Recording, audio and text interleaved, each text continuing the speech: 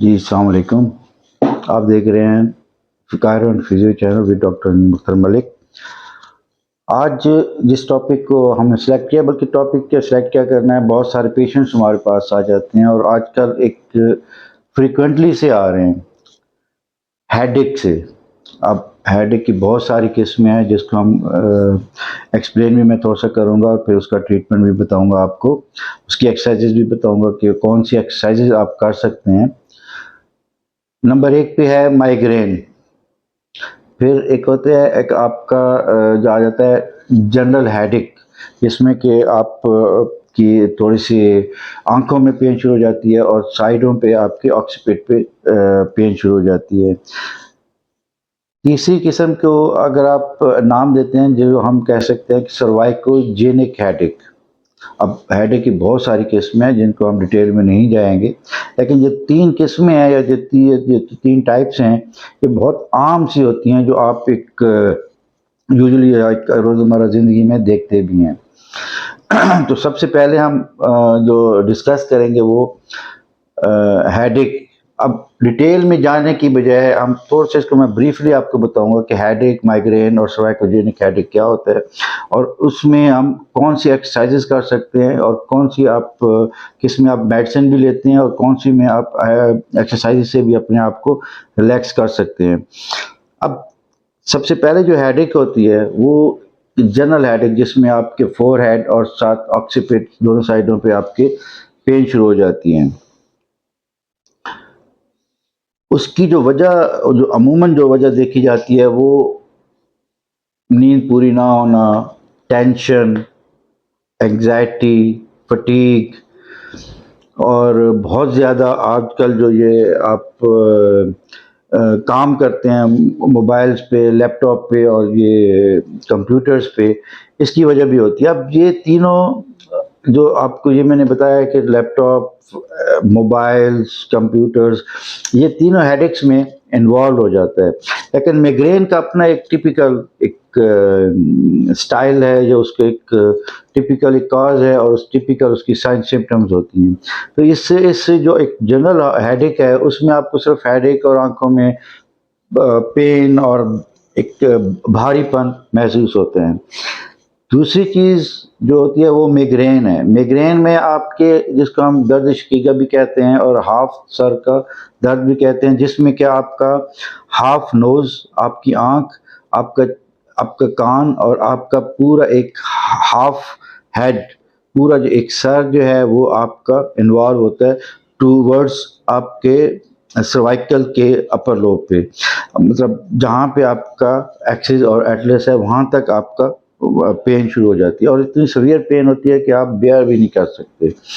बाज़ लोग इसको बर्दाश्त कर लेते हैं, बाज़ लोग नहीं भी करते और बाज़ चीज़ें ये होती हैं कि इसमें जो कहा जाता है और एक जो मेडिकली है कि इसमें आपकी जो वेन्स और आर्टरीज और जो नर्व्स हैं वो श्रिंक होना शुरू हो जाती हैं, जिसकी वजह से आपकी ब्लड सर्कुलेशन प्रॉपर नहीं जाती और वो माइग्रेन की तरफ चला जाता है। तो इसको तो आप मेडिसिन से भी ठीक कर सकते हैं। बाज़ लोग पैराडोल से ठीक होते हैं, बाज़ लोग सिनफ्लेक्स से ठीक हो जाते हैं, बाज़ लोग मतलब मेडिसिन जो भी आप लेंगे उसके बाद का ठीक होता है।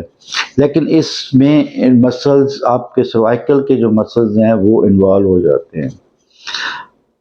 अब तीसरी चीज़ सर्वाइकोजेनिक हेडेक है, जिसमें कि आपका जिसको हम कह सकते हैं कि वो एक रैफर्ड पेन होती है। रैफर्ड पेन इस सेंस में होती है कि अब जैसे आप बहुत ज़्यादा काम करते हैं, फटीग हो जाता है काम की ज़्यादती की वजह से। जैसे अब मैंने बताया कि लैपटॉप, कंप्यूटर, मोबाइल्स और ये सारी चीज़ें, ड्राइविंग, ख़ास तौर पे मोटरसाइकिल्स के जो लोग मोटरसाइकिलिस्ट हैं वो काम करते हैं तो उसमें भी ये प्रॉब्लम शुरू हो जाती हैं। तो जब आपके नेक के मसल्स टाइट होते हैं, स्पैज़्म होते हैं और उसमें थकावट और उसमें ज़्यादा अकड़ाव आ जाता है तो वो रेफ़र करता है आपके मसल्स, क्योंकि स्कल के साथ ही इसका रिलेशन होता है, तो वो मसल्स को आपको रेफ़र कर देता है हेडेक की तरफ, हेड की तरफ, और वो फिर हेडेक आता है जिसको हम कहते हैं सर्वाइकोजेनिक हेडेक। अब उसमें आप सर्वाइकल को भी देखते हैं और साथ उसके स्कल मसल्स को भी चेक करना होता है। तो ये एक रेफर्ड पेन है। अब साइन सिम्टम्स जो होते हैं वो एक जैसे होते हैं, लाइक जैसे आंखों में ब्लर हो गया, धुंधला नज़र आ जाता है, या नोज़िया, वोमिटिंग शुरू हो जाती है, फील होती है लेकिन आती नहीं है, उसको हम नौजिया कहते हैं, जब वोमिटिंग हो जाती है।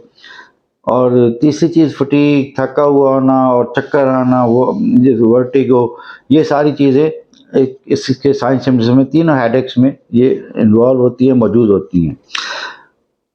अब इसके साथ ये मेडिसिन तो डेफिनेटली कि आपको इसको थोड़ा बहुत मेडिसिन करना पड़ता है, तो मैं बात करूँगा इसको अपने फिजियोथेरेपी के रेफरेंस से कि आप फिजियोथेरेपी में इसका क्या रोल है और इसको कैसे आप ठीक कर सकते हैं। तो हेडेक, माइग्रेन और सर्वाइकोजेनिक हेडेक, तीनों एक ही आपके इन्वॉल्व करते हैं, आपके नेक मसल्स को, जो गर्दन के जो मसल्स हैं उसके साथ रिलेट करते हैं।